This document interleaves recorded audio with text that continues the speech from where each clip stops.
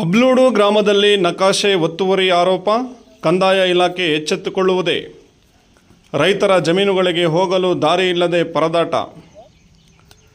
ಶಿಡ್ಲಘಟ್ಟ ತಾಲೂಕಿನ ಕಸಬಾ ಹೋಬಳಿಯ ಅಬ್ಲೂಡು ಗ್ರಾಮದ ಸರ್ವೆ ನಂಬರ್ 76ರಲ್ಲಿರುವ ನಕಾಶೆ ದಾರಿಯನ್ನು ವ್ಯಕ್ತಿಯೊಬ್ಬರು ಅಕ್ರಮವಾಗಿ ಒತ್ತುವರಿ ಮಾಡಿಕೊಂಡಿದ್ದು, ರೈತರ ಜಮೀನುಗಳಿಗೆ ತೆರಳಲು ದಾರಿ ಇಲ್ಲದೆ ರೈತರು ತೀವ್ರ ಸಂಕಷ್ಟ ಎದುರಿಸುತ್ತಿದ್ದಾರೆ.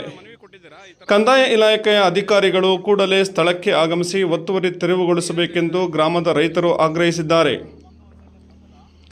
ಈ ಕುರಿತು ಸ್ಥಳದಲ್ಲಿ ಸುದ್ದಿಗಾರರೊಂದಿಗೆ ಅಬ್ಲೂಡು ಗ್ರಾಮದ ನಿವಾಸಿ ರೈತ ಕೇಶವಪ್ಪ ಎಂಬುವರು ಮಾತನಾಡಿ, ಗ್ರಾಮದ ಸರ್ವೆ ನಂಬರ್ 76ರಲ್ಲಿ 4 ಎಕರೆ 25 ಗುಂಟೆ ವಿಸ್ತೀರ್ಣದ ಶಾನುಭೋಗರ ಇನಾಮತಿ ಜಮೀನಿದೆ. ಈ ಜಮೀನಿನಲ್ಲಿ ರಾಜಪ್ಪ ಎಂಬುವರು ಅಕ್ರಮವಾಗಿ ಅನುಭೋಗದಲ್ಲಿದ್ದು, ಸಾರ್ವಜನಿಕವಾಗಿ ಬಳಕೆಯಾಗಬೇಕಿದ್ದ ಮತ್ತು ಅಧಿಕೃತ ನಕಾಶೆಯಲ್ಲಿ ದಾಖಲಾಗಿರುವ ದಾರಿಯನ್ನು ಒತ್ತುವರಿ ಮಾಡಿಕೊಂಡಿದ್ದಾರೆ. ಇದರಿಂದ ನಮ್ಮ ಜಮೀನುಗಳಿಗೆ ಹೋಗಲು ದಾರಿ ಇಲ್ಲದೆ ತುಂಬ ತೊಂದರೆಯಾಗಿದೆ. ನಕಾಶೆಯಲ್ಲಿರುವ ದಾರಿಯನ್ನು ಮುಚ್ಚಿರುವುದರಿಂದ ಪಕ್ಕದ ಜಮೀನುಗಳ ರೈತರಿಗೆ ಸಂಚಾರಕ್ಕೆ ದಾರಿ ಇಲ್ಲದಂತಾಗಿದೆ. ಬಿತ್ತನೆ ಬೀಜ, ಗೊಬ್ಬರ ಹಾಗೂ ಕೃಷಿ ಉಪಕರಣಗಳನ್ನು ಹೊಲಕ್ಕೆ ತೆಗೆದುಕೊಂಡು ಹೋಗಲು ಸಾಧ್ಯವಾಗುತ್ತಿಲ್ಲ. ಬೆಳೆದ ಫಸಲನ್ನು ಕಟಾವು ಮಾಡಿ ಮಾರುಕಟ್ಟೆಗೆ ಸಾಗಿಸಲು ದಾರಿ ಇಲ್ಲದೆ ಸಮಸ್ಯೆಯಾಗಿದೆ. ಸಂಬಂಧಪಟ್ಟ ಅಧಿಕಾರಿಗಳು ನಮಗೆ ನಕಾಶೆ ದಾರಿಯನ್ನು ಬಿಡಿಸಿಕೊಡಬೇಕೆಂದು ಒತ್ತಾಯಿಸಿದರು. ವರ್ಷಗಳಿಂದ ಬಳಕೆಯಲ್ಲಿದ್ದ ನಕಾಶೆ ದಾರಿಯನ್ನು ರಾಜಪ್ಪ ಎಂಬುವರು ಈಗ ಅಕ್ರಮವಾಗಿ ಒತ್ತುವರಿ ಮಾಡಿಕೊಂಡಿದ್ದಾರೆ. ಇದರಿಂದ ನಮ್ಮ ಜಮೀನುಗಳಿಗೆ ಹೋಗಲು ದಾರಿ ಇಲ್ಲದಂತಾಗಿದೆ. ಈ ಬಗ್ಗೆ ಅಧಿಕಾರಿಗಳಿಗೆ ಈ ಹಿಂದೆ ದೂರು ನೀಡಿದರೂ ಯಾವುದೇ ಪ್ರಯೋಜನವಾಗಿಲ್ಲ. ಈಗಿನ ತಹಸೀಲ್ದಾರ್, ಜಿಲ್ಲಾಧಿಕಾರಿಗಳು ರೈತರ ಸಮಸ್ಯೆಗೆ ಸ್ಪಂದಿಸಬೇಕು, ಅನುಕೂಲ ಮಾಡಿಕೊಡಬೇಕು ಎಂದರು.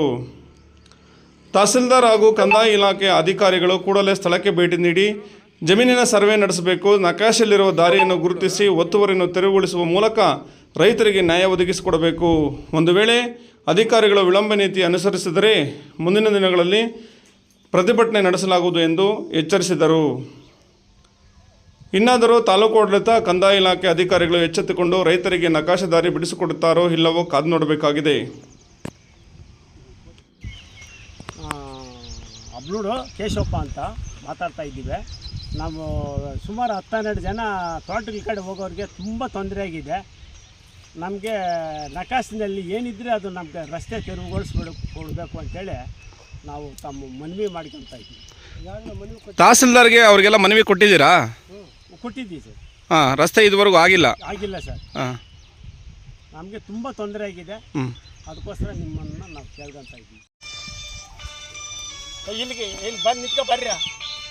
ಬಾ ಮಜ ಇಲ್ಲಿಗೆ ನಿಂತ್ಕೊಬೇಕೇನು ಸರ್? ನಿಂತ್ಕೊಳ್ರಿ ವಿಷಯ ಮೇ ಬಾ.